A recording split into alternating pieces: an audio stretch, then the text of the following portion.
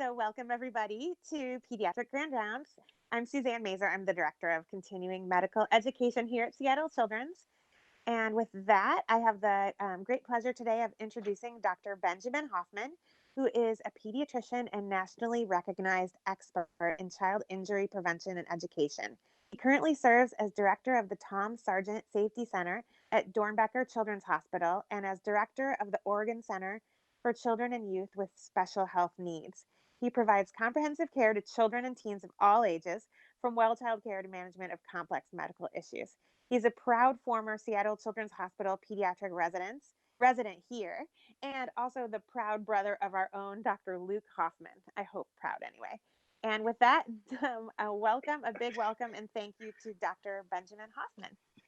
Thanks, Suzanne. It's really cool to sort of be there. I'm really sorry I can't actually be there, but I feel truly honored. We're going to spend some time today considering our role as child health providers and what it really means for us to be advocates for kids. And if there's an alternate title for this talk, it's really exactly why you became a child health provider. As Suzanne mentioned, I am an alumnus. I finished in 1995 and then was chief resident 95 to 96. And I do need to lay a couple of things straight. Bruder Stapleton did Grand Rounds here also remotely about a month ago, maybe 6 weeks ago. And he showed this image, which was the annual resident faculty softball game in 1996. All 4 years that I played in that game, the residents won. And this is me handing Bruder the Anus Aquinas trophy for losing. I believe he still has it in his office. This is him handing us the Masters of the Universe trophy, which I believe should be still in the chief resident's office. And if it's not, you guys got to dig it up someplace. I don't have anything to disclose aside from the fact that this is the only talk that I stole the title from a men's room wall.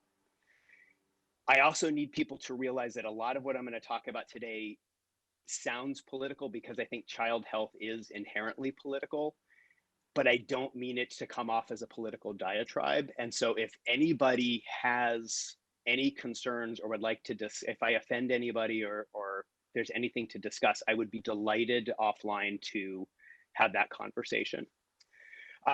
One of the things that Suzanne didn't mention is that after my wife and I, we couples matched, and we did residency together. After we completed training, we went down to the Navajo reservation and spent some time working with the Indian Health Service. And after that, I went to the University of New Mexico, and I am, in full spirit of disclosure, a recovering residency program director. I ran the program there for about 9 years, learned everything I knew from Richard Sugarman, no surprise. But as a result, I have read somewhere on the order of 7,000 personal statements. And I know what everybody who's listening to this talk wrote in your personal statement. And I want you to think about what you wrote. Think about who you intended to be, why you wanted to be a pediatrician when you were writing your personal statement and application to residency. And just think for a second about what you had expected it would be like and what you anticipated you were going to accomplish. And I think for a lot of us, this was sort of the romantic ideal. Not necessarily we're all going to be general pediatricians, but we were going to smile. There was going to be, it would just be joy and happiness every single day. But we all know what a big deal burnout and dissatisfaction in the medical community, what that landscape looks like right now. And a lot of it, I think, is this: nobody on their personal statement wrote about wanting to spend hours upon hours upon hours dealing with a medical record. And what's resulted is that instead of feeling happy, we feel like this and that, and ultimately this. What I'm hoping we're going to do by the end of this talk is provide you with the opportunity to be able to discuss some of the factors that influence the well-being of kids in the United States. Compare and contrast your role around improving the health of a community versus, with providing health care to them. Be able to define advocacy as it pertains to child health, which I think is a really complex issue, and be able to describe how we can be more effective as advocates for kids. So taking you back to your undergrad days and to your first psych class, Maslow's hierarchy of needs, which basically says that as human beings, we have a biological prerogative to achieve physiologic needs and then seek out safety. And it's only when we can, when those basic needs are covered, that we can start moving into the things that make us more human, the issues of belongingness and love and feeling needed.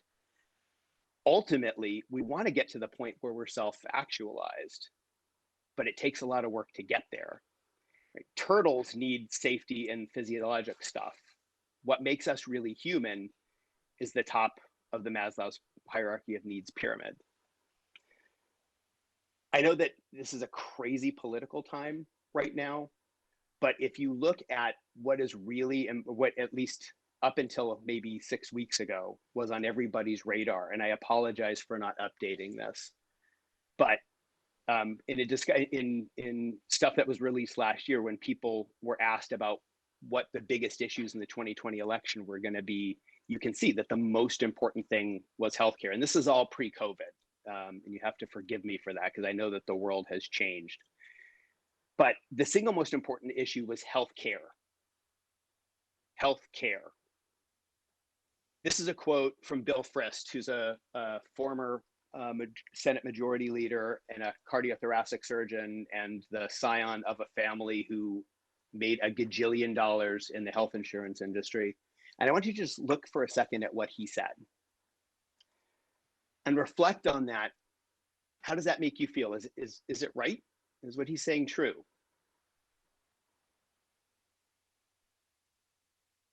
So we have the best doctors, best nurses, hospitals, medical technology, medication in the world. No reason we shouldn't have the best health care. I think it's hard to argue with the last sentence. You could argue about the first part, but I want you to think about what that buys us. So on this slide, we're comparing the mortality rates at different ages from birth up to age 75 between the United States, which is in blue, and the OECD countries, basically the economically developed countries in Europe, Asia, South America, and Africa, and Australasia. And if you look at the mortality rate per thousand in the US compared to every place else, it's really striking that at every single age, from birth until 75, we die at higher rates. Best healthcare in the world. So why does it need to be us? Why does this need to be child health providers? And this is something that you know, because this is what you live every day. And Paul Wise, who's a pediatrician at Stanford, I think said it better than anybody else. This is our life. We, day in, day out, spend our time witnessing failed social policy.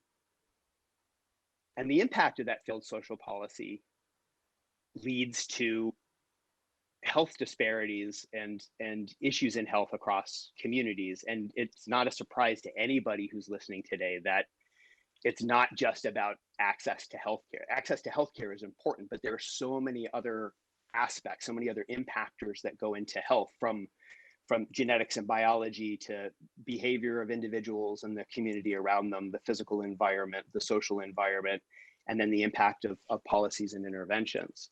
But there's a huge disconnect between how the system works and what really goes into the health of an individual. So it's been estimated that somewhere between 6 to 10% of health of an individual is due to access to health care. And that, of course, is going to vary across the population. And, and in times like this, not that there have been times like this before, but everything's a little bit different. But it's less than 10%.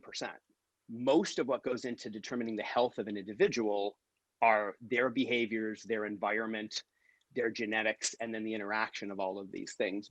But if you look at where we are spending our $2.6 trillion that go into the healthcare system in the United States every year, we're spending 90% of that on something that impacts less than 10% of the health of an individual. And there's a huge disconnect. And what we get as a result of that is what we see every day as the results of failed social policy, that we are 56th in the world for infant mortality, the richest country that's ever existed. We're at a point in time where 1 in 10 kids suffers from a diagnosable mental illness, as high as 20% in adolescence. And I think this quote to me is really striking. And I also think it's super true. Often prior to COVID, if you asked people what the most significant epidemic that impacted the health of kids was in the United States, you would hear about obesity. But there are other epidemics, and those epidemics are not equally distributed across the population. And these are all things that go into determining the health of an individual that may not be addressed through the healthcare system. And there's one thing I think that underpins all of these issues and really leads to the disparity, in addition to systemic racism, and that's poverty. That's really the denominator in this whole thing. And if you look at how we compare again to other OECD countries in terms of child poverty, so you can see on the bottom of this slide all of those countries. There we are, exactly where we should be after the Slovak Republic and before Chile. And poverty is not something that just happens. It's never an accident. This is something that we did. We have structures in place that have created this, in the same way that we have structures in place that have led to the systemic racism and inherent inequity in our society. And if we look at if we take a slightly deeper dive into poverty and what it really means, we talk about it a lot, but I'm not sure I'm not sure I understood it as well as I feel like I need to. Around 22%, a little over 1 in 5 kids in the United States in 2010 lived below the federal poverty line, and 10%, 1 in 10 kids lived in a home that was at half, 50% of the federal poverty level. And you can see, sadly, that poverty is not equally distributed across the age spectrum. And in fact, the youngest kids are the most significantly impacted. And we're going to talk in a minute about why that's such a big deal. I think it's criminal that 10% of the elderly live in poverty, especially as I'm rapidly approaching that demographic. But that's half as many as the kids. And when we say poverty, what does that really mean? If we go back to Nelson Mandela's quote that poverty is not an accident, it's something that we've created, it also comes with our definition that we created. And that definition was established in the 1960s. And the definition of poverty was determined by a health economist who estimated that in 1966, the amount of money it would cost to subsist in the United States was about 3 times what a family needed to spend on food. And so they estimated the amount of money a family would need to spend on food, tripled that, and that became the federal poverty line. And what's happened since then is there have been some minor tweaks to it, but it's still pretty much the same. And what food cost in 1966 and the proportion of an income that it required is totally different than what it requires in 2020. However, we're stuck with what we got. And what poverty means in a functional, tangible way is that for a family of 4, it's an annual income household income of a little over $26,000. In your great state, you have about 20% of kids who live in poverty. So you're at about the national average. You've got another 20% of kids who are poor, who live between 100% and 200%. So between 26 and 52,000 for a family of four. And this poverty, as you well know, is not equally distributed across the population as well. And the burden is borne disproportionately by communities of color. And it's not equally distributed across geography either. So I know, I've been to Seattle in the last couple of years to visit my brother. I've seen the cranes, I've seen the crazy transformation in South Lake Union and everything else that has gone on. What does actually cost to live, to subsist in King County? So this is an estimate from the Economics Policy Institute. For a family of four, and I want you to look at what the categories are here: housing, food, childcare, transportation, healthcare, other necessities, and taxes. They estimate that it costs about $8,100 a month to subsist, to get these things. There's no vacation on there. There's no cable TV or Xbox. This is just to subsist. And remember what the federal poverty line is, $26,200. And that means that if you are living at the poverty line, you are bringing home around 25, a little over a quarter of what it requires to subsist, which is insane. How do you make that work? Minimum wage in Washington literally just changed on July 1st, and it's now $13.50. And what that means is that if you work full-time, 52 weeks a year, no vacation, you will pull home a little over $2,300 a month, which is around a third of your monthly expenses. And that's at least 20% of the kids. Now, going back to what Mandela said, that this is something that we've done, we've demonstrated that we can change it. If you go back to 1959, 35% of seniors lived in poverty, which I said 10% is a tragedy. Imagine 35%, and around a little over a quarter of kids lived in poverty. And throughout the 60s, there was the war on poverty. There was the civil rights movement. It was a time of activism, a lot like now feels like, at least what I understand. I was not there yet. And by 1969, through all of the efforts, the rate of poverty for the elderly fell, and the rate of poverty for kids fell by a half, which is amazing. But look at what's happened as we filtered through from 1979 to 1989 to now where we are. Things are getting worse for kids. They're still bad for the elderly, but they're getting worse for kids.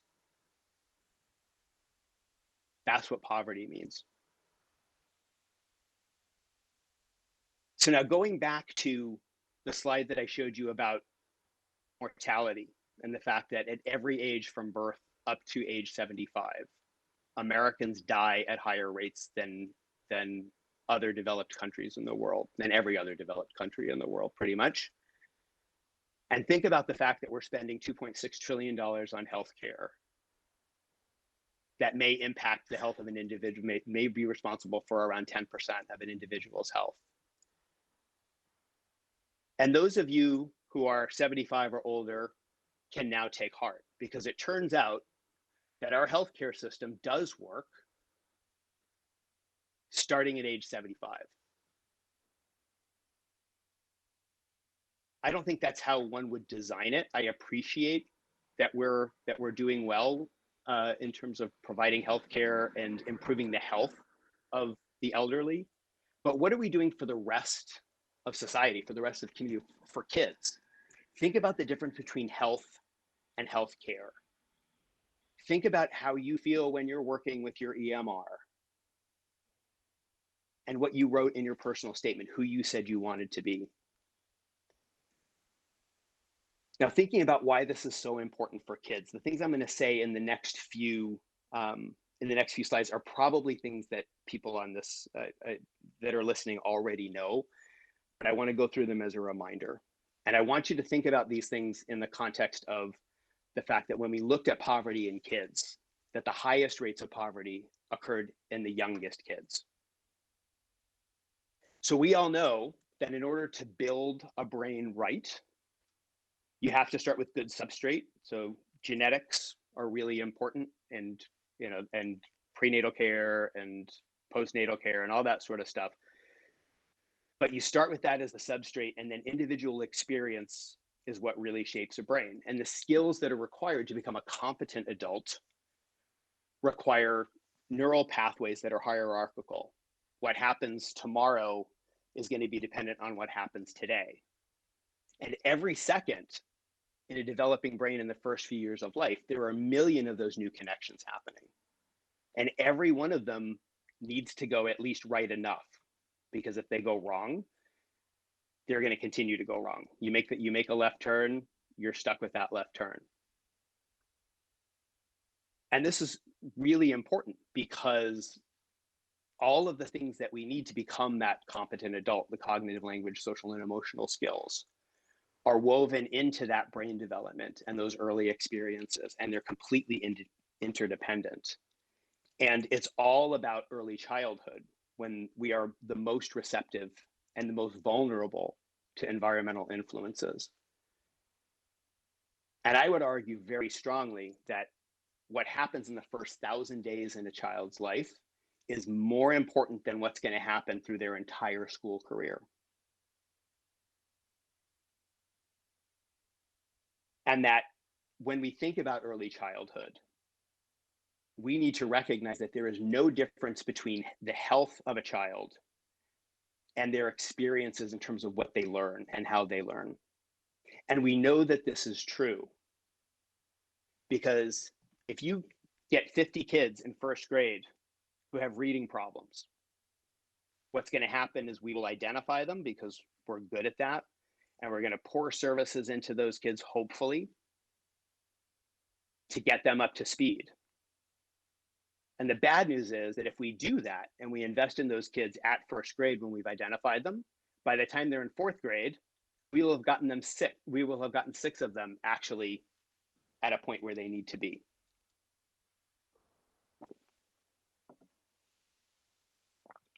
And this slide, the next slide, I find terrifying. This compares where we spend on kids, which is the blue line, with the brain development of kids. And you can see that most of the brain development, most of the really important brain development is done by the time they get to kindergarten, but we don't start spending on kids until then.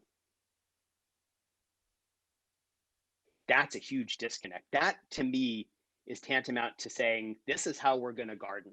We're going to wait until things go wrong and then try and save this plant, which is not the way that I think we should be doing it. And think about how our healthcare system perpetuates that, and what the difference is then between what we get in paying for that healthcare system. Thinking about it from a more eco-biodevelopmental standpoint, where we're looking at all of those impactors of health and thinking about our role as healthcare providers and as advocates for kids, because we all are. How do we need to, what are we doing that works, and what are we doing that needs to be different? And we're going to jump into really what it means to be an advocate in the next section, but I want to hammer home in one last concrete example why everybody who's listening to this will care. So when Social Security was created in 1935, it was designed so that there would be workers who were currently earning income who would pay into a fund that would be used to support the elderly, to provide them healthcare and to provide them money so that they had resources as a mechanism for mitigating poverty in the elderly. And in 1935, when that was true, so many of you, I'm sure, when you got your first paycheck, as I did, you look at the bottom line and you're like, where the hell did all the money go? And you see Social Security there. And I remember looking at my first paycheck and thinking, well, I guess I can deal with that, because at least that money's being put aside for me and it's going to be there when I'm done. But that's not how it works. Social Security was designed for active workers to pay into support for current retirees at that time. And when it was designed in 35, it was designed so there would be 4 to 5 working adults paying for every retiree. And because of shifts in demographics, by the time I retire, and I will, spirit of full disclosure, I am 54 years old. By the time I retire, if I'm lucky, there will be two active workers paying in for my Social Security. So those workers are kids right now. And what I want you to ask yourself, think about the 2 kids who are going to be paying for your Social Security. Who do you want them to be? Do you want them to be these kids? Or do you want them to be these kids?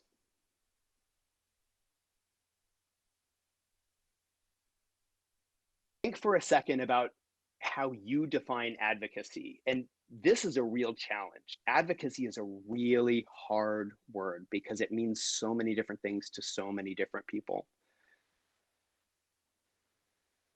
This is what the dictionary says. And the thing that I like about this definition is that, because I'm a fighter, the idea that you're upholding for somebody, you're defending them. But thinking about advocacy in this sort of abstract sense is very different than thinking about advocacy in our role as healthcare professionals. And so think about our role outside of the fact that evidently, based on this picture, we're supposed to have shiny white teeth. Where does the imperative for us to advocate for kids and communities come from?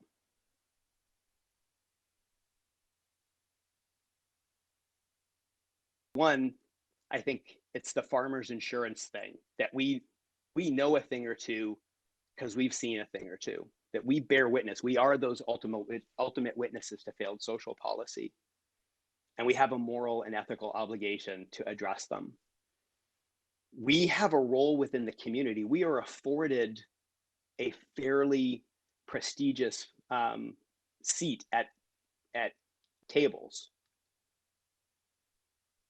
People, even though we're pediatricians and we tend to think, well, we're just the baby doctors, the community sees us differently. They see us as the experts in kids.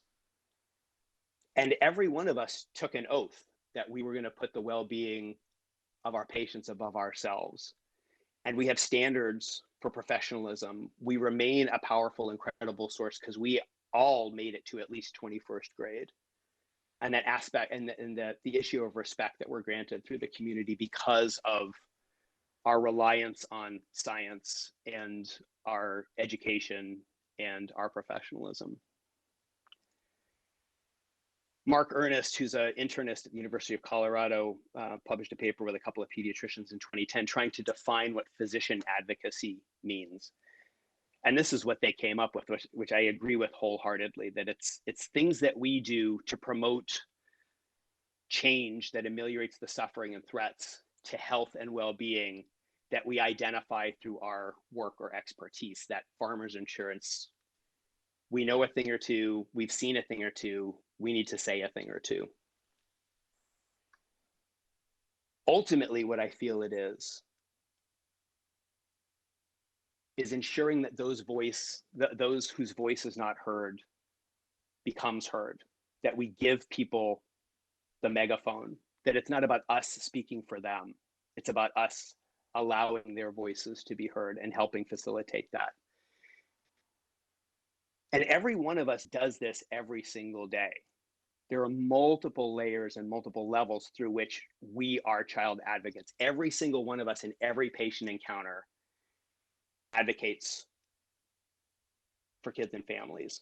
We provide resources, we plug people in, we have conversations, we help support. We're really good at that.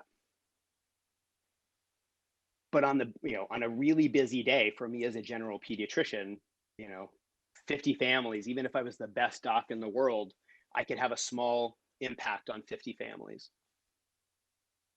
But if we take that advocacy out into the community,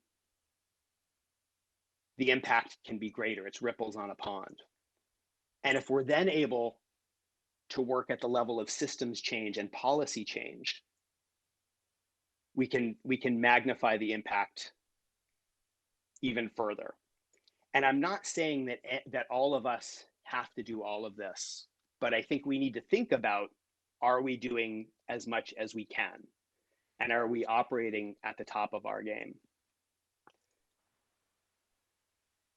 So in that paper that defined physician advocacy, they talked about how there are three things that we can move to be effective advocates. Number one is we can change things within our practice. We can change our own practice. We can work within our sphere of influence as a pediatrician, as practicing pediatricians and clinicians, to make change. We can interact with the community, and we can interact with policymakers, with those who have power, not just government, but systems change.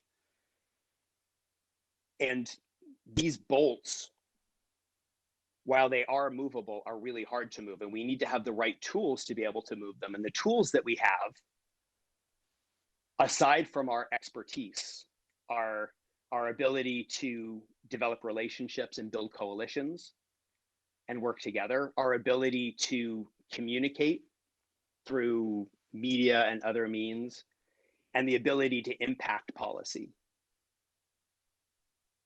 But sadly, even though these tools are really good, those bolts are really stuck, and you need grease. And everybody knows what the grease is. And this is where the challenge comes in for kids, because pediatricians are not very good about money for the most part. And this is why we're at the bottom of the pay scale, and kids inherently lack it. So now I want you to think for a second about your training.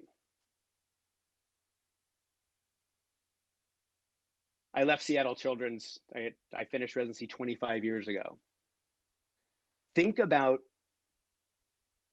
what you were taught, how you were taught, where you were taught.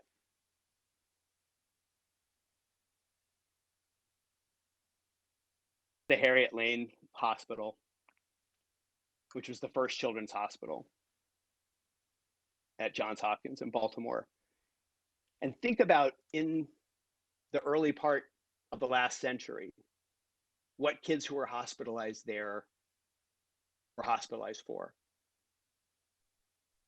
Judy Palfrey, who's a former president of the AAP, wrote a paper in 2005 where she examined the trends in pediatric morbidity, what impacted the health of kids.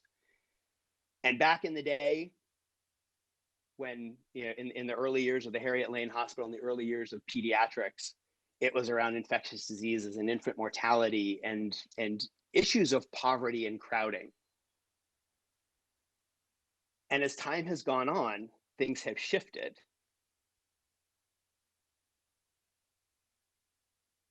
Back in 1950,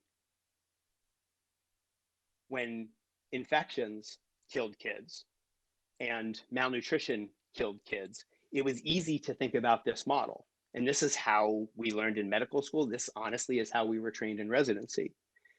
We were trained to be able to take care of kids where we could identify a disease and think about the host, the pathogen, and the environment. But what do you do if the epidemic you're facing is obesity? We can still identify the host. Instead of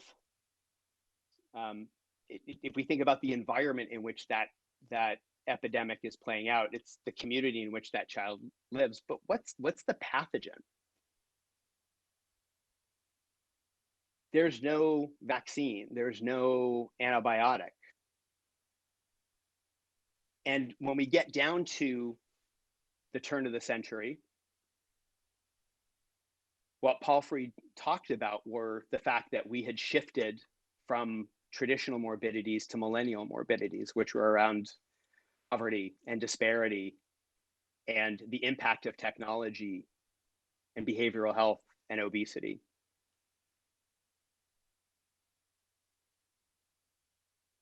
Think about how, again, go back to your training and how you were trained.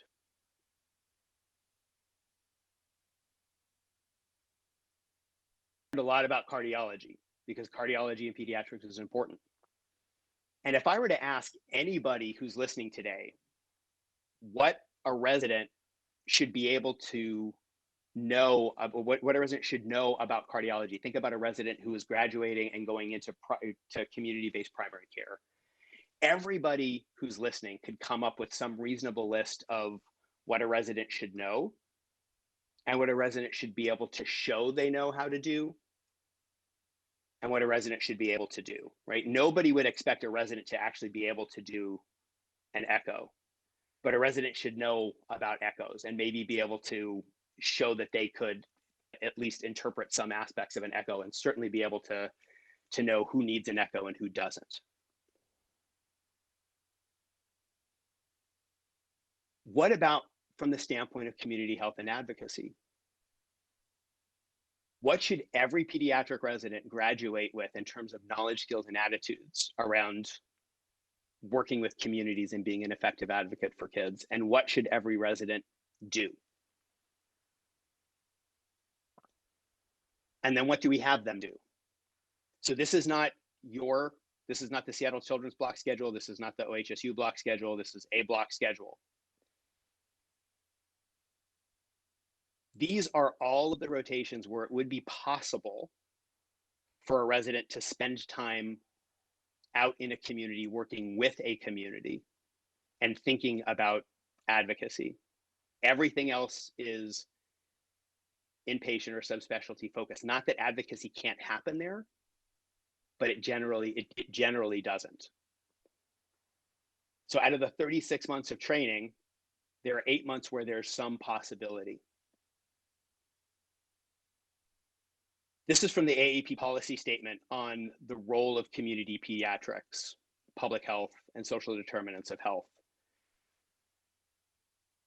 And they laid out that we have to address the problems facing kids in the new millennium by influencing the determinants of child health and well-being, not by necessary, it's implied that we're going to provide excellent health care. But to really be able to impact the health and well-being, we have to take our traditional clinical skills and take them outside the four walls of the hospital and of the clinic. We need to start thinking outside and we need to start thinking upstream. One of the hats that I wear within the American Academy of Pediatrics is as the director of the Community Pediatrics Training Initiative. And quite simply, our mission is to transform training so that we are producing the pediatricians that kids need, which means we have to be absolutely kick-ass clinicians and fantastic at our job in providing health care in the traditional sense to kids and families. But we also need to transform their training so they are prepared for that role of advocate and prepared to be able to address those other impactors of health. And we know that it works.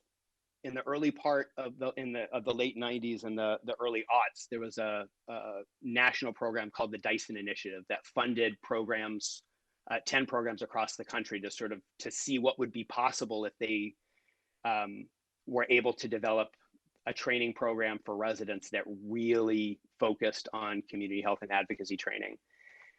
And they had a robust evaluation component of that. And part of that has been a recurring survey that occurs for chief residents nationally in those programs and in other programs as well. And one of the things they showed as a result of implementing that training, specific community health and advocacy training within residencies, not only can you make the training better, you can change the attitudes of residents. And ultimately, if you train them to do this, they will do it. But we also know that the system is making it harder for us to do that because of things like the electronic medical record and the way that we have training set up. So when I go back to my training, and don't get me wrong, I loved my training.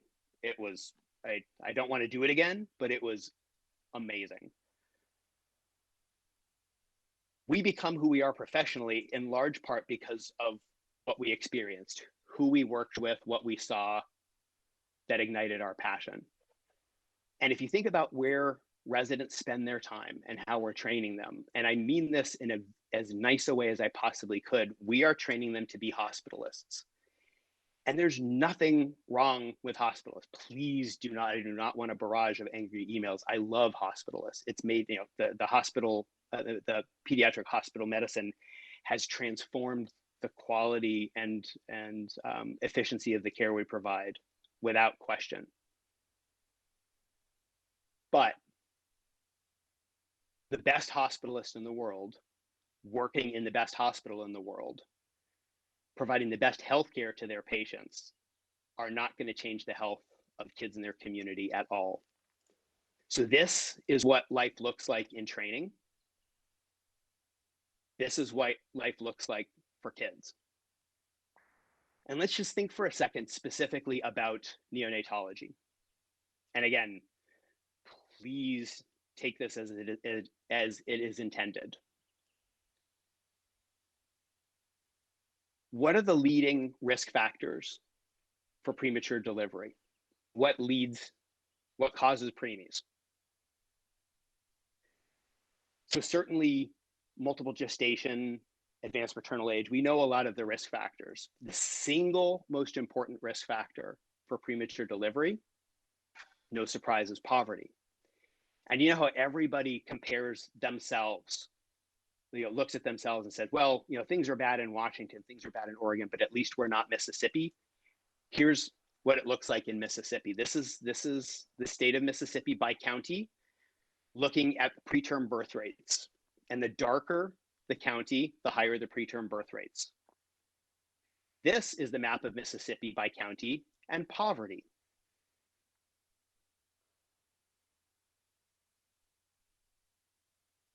Worse, because not only are kids who are born to poor families more likely to be born early, they're more likely to die.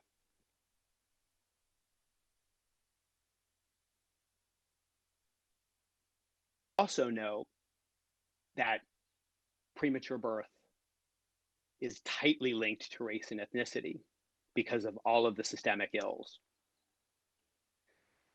Now, if we can accept that there are huge issues and disparity around premature delivery, and a lot of it hinges on systemic racism and poverty, and then you think about what neonatologists study and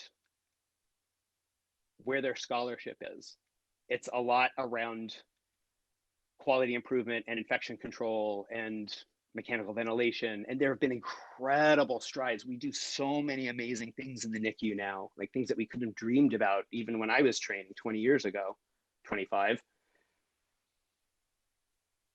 But if I were going to show you my romantic ideal of the best neonatologist in the world, it would be this person. And it would be this person because they were bored, because there were no preemies, because they worked to solve poverty in their community. And we want to make sure that every preemie who gets to the NICU has access to the best possible resources and the highest technology and the highest quality care. But the best preemie is the one who makes it to term.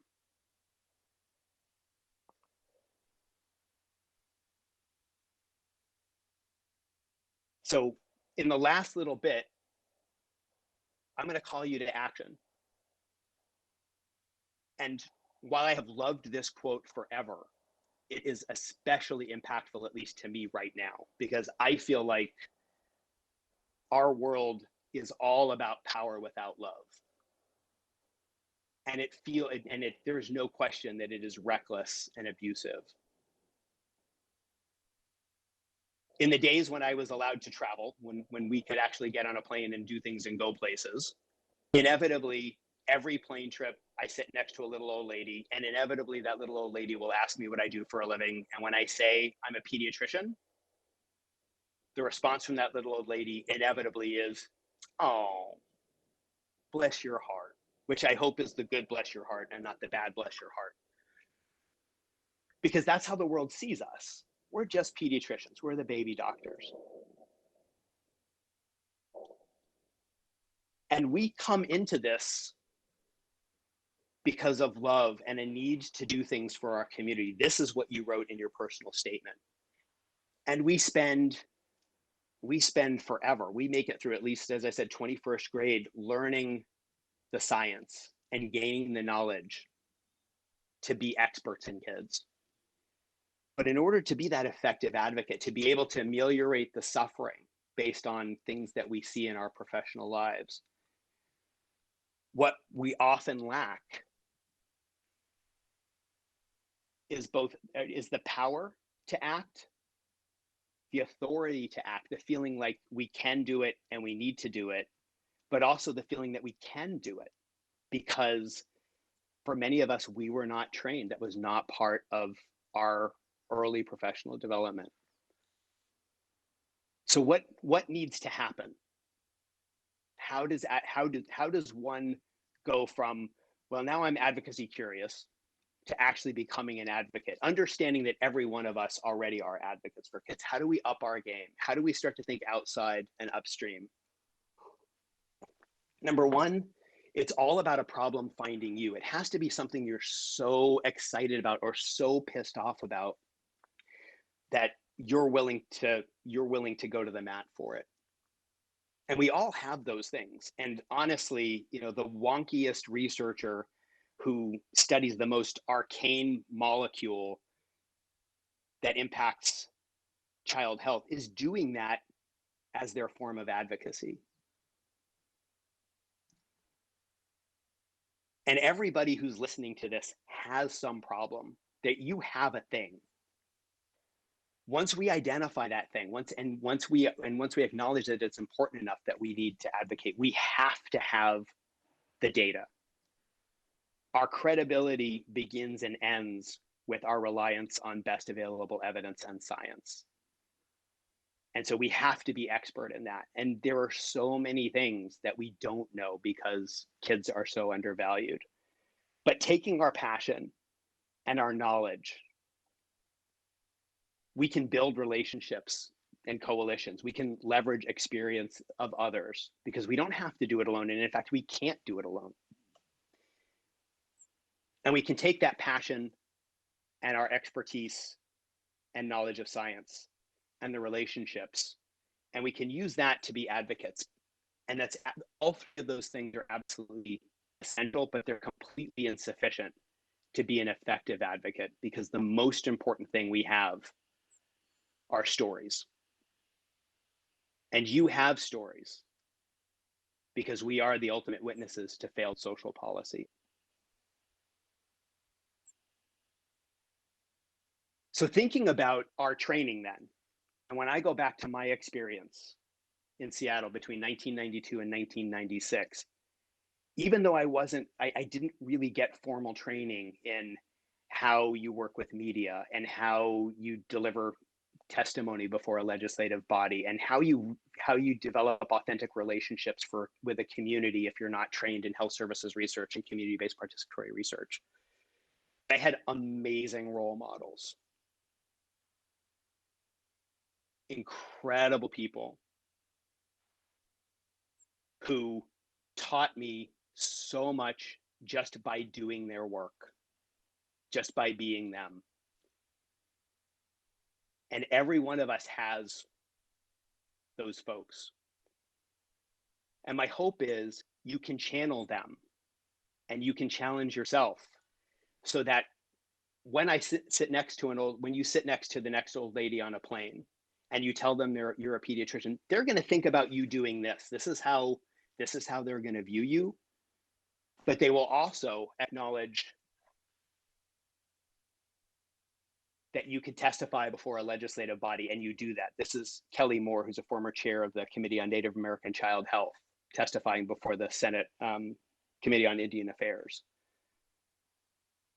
This is Tommy Clark, one of my former residents in New Mexico, who started a nonprofit during residency called Grassroots Soccer that is now what he does for a living, teaching kids and using the power of sport in Africa to teach kids about HIV and AIDS.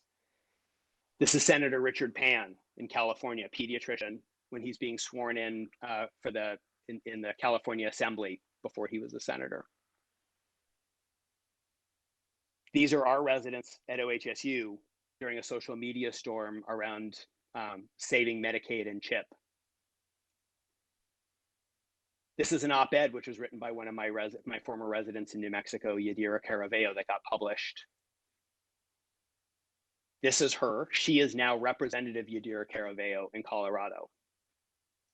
This is me practicing my advocacy as the world's biggest car seat nerd.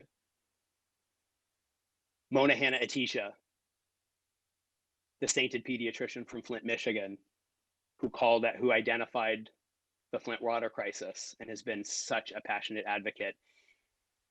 And this is a woman named Dina Hubbard, who I've gotten to know over the last couple of years, who is a neonatologist in Kansas, who is working on Medicaid access and poverty. This is a small group of the folks that I know at Seattle Children's who are unbelievable advocates. And I ask you, how do we put your photo here as well?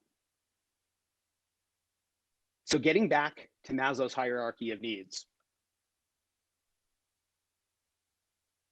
we all are lucky enough that we don't have to worry about the bottom of this pyramid. And most of us are okay in the middle, the blue and the esteem and belonging. Think about what you wrote on your personal statement. Think about why you wanted to be a child health provider. And it was really to get to the top of this pyramid.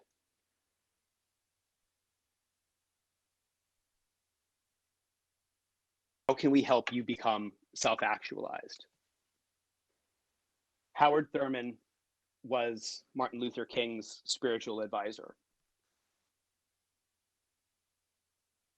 What you wrote in your personal statement is what was going to make you alive. And what we need to do is rekindle that if that flame has burned low, and help you figure out how to become more alive. So right before I'll ask for questions in a second. This is the tunnel that leads from the locker room at Notre Dame out to the field. And I love the fact that they just bathe themselves in this attitude that they are champions. And if you say it enough, you could believe it. This is the picture I have. This is the sign I have hanging over my door at work. And I want to challenge you to think about, what is your rallying cry? What drives you, and how can you be a more effective advocate for kids? So with that, I would love to take questions. I do have a couple of slides at the very end that I would like to get to if we have time. That's not crucial. I think the questions are really important. So thank you so much for this opportunity. What questions do people have about anything that I talked about today? Thank you so much. This is Suzanne. I can ask the questions that are in the chat first. I think your brother wants to just call out that he was adopted. I'm guessing that's based on that calendar slide from the beginning. And then Hal Quinn has a question about, this is from one of your earlier slides in your talk. He was surprised to see Canada right next to the US as far as child poverty is concerned. And he says, I thought Canada would be far better than the US. Any thoughts on that? No, they're better, but they're clearly not far better. And I think a lot of it has to do with being it's such a geographically large and complicated country. And I think uh, the issues of indigenous peoples and rural communities and geography, as well as the environment, are just so complex there. And now Luke is retracting his statement. He was not adopted. From John Cogan, thanks. Great talk. How successful have you been historically in meeting with your local congressmen and women who advocate for pediatric issues? What about at local level such as mayor, local representative, etc.? Thanks, John. That's a great question. Honestly, very. It's all about relationships. And people think when we start talking about advocacy and thinking about policy, I think very frequently people's minds go to state legislatures and federal stuff. It's actually so much easier to move things at smaller levels. Whether it's your clinical practice or your healthcare system, moving things at a city or county level can be much easier than moving things at the state or federal level. Um, it's the first thing is to just start meeting people. Every one of you has a state representative in your, who represents you, who would love to know a pediatrician, because they get bombarded with issues around child health all the time. And the majority of them are not pediatricians and don't know much about kids and kids' health. And so, what I always challenge residents to do, and faculty here, is get to know your local representative, get to know your city councilor. They all have office hours. They all meet in they all set up in a cafe someplace in your community, and would love to hear from you. And even if you don't have anything to offer right now and you don't know what your passion is, just saying, I care about kids and I'm here because I know you're a lawyer, and when things come up around kids, here's my card. I would love to help if I can ever do that. Just break the seal on it. I do think there are very important skills in terms of how we communicate effectively, to move those policy levers, and that's part of, and I'm very interested in the idea of professional development in this arena for us as practicing pediatricians, just as I have been for training residents to have those skills. So true, and that's great. One from Lara Sim. Thanks, Ben. Wonderful talk. Are there academic programs that better integrate advocacy into their residency training that we can look to? Yes, there absolutely are. We don't know a lot about what everybody is doing. We do know that there is language within the ACGME requirements, specifically that talk about 2 educational units, so essentially 2 rotations that include elements of community health and advocacy, which is just a smidge vague. Some programs take that really seriously. There are some programs that have really robust tracks and pathways and concentrations. There are several programs that actually have a separate match that are focused on community health and advocacy and leadership. And what we think we know is that about a third of programs really don't do anything. And then there are a bunch of programs, including the program where I am, and I think where you guys are, that we're sort of in the middle.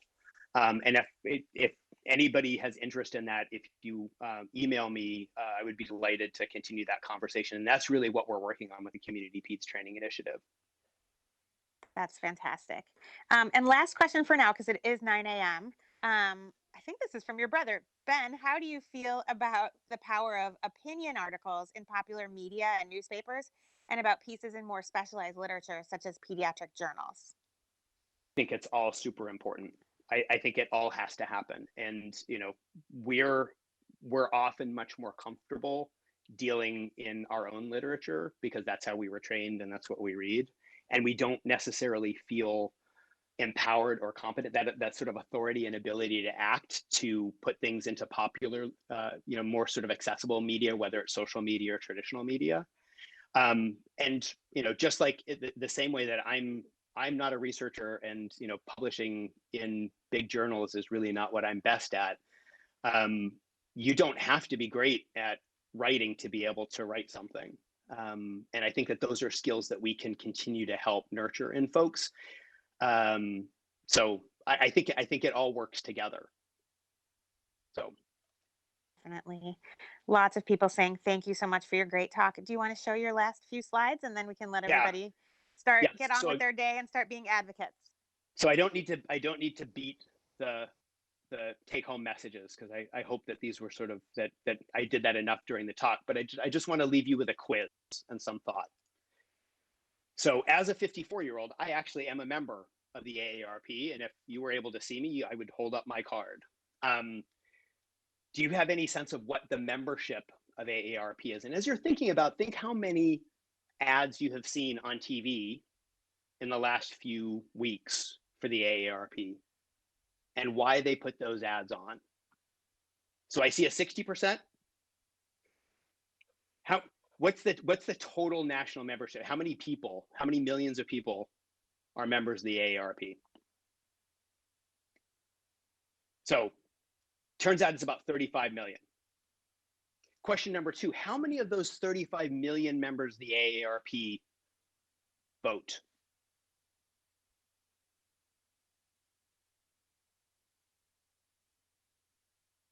There is 35 million. And the reason you see so many commercials is because they are a political force. The reason that there have been no real threats to Social Security or Medicare is because every one of those 35 million people vote, right? But we have had real threats to child health care financing. And in order to understand why, answer the question, how many kids are there in the United States under the age of 18? And I will be honest, these are not numbers. I don't expect anybody to know these numbers, because I wouldn't have known these numbers if I didn't look them up. So 35 million members of the AARP, 72 million kids under the age of 18. And there's the essential problem. We need to make sure that their voices are heard. So I want to leave you with a plea for everybody listening to vote and to think about kids, and then use your voice, become an advocate. With that, I thank you so much for this opportunity. This has been a blast. And I'll stick around if there are questions on the chat. And I would love to hear from anybody who would like to continue the conversation via email or whatever. So thank you so much. Thank you, Dr. Hoffman, again for being here. And everybody get out there and start becoming an advocate to make your personal statements come true. Everybody should take a look at them and remember what they say. Thanks so much. And we'll see everybody next week. And we really appreciate all of you for being here.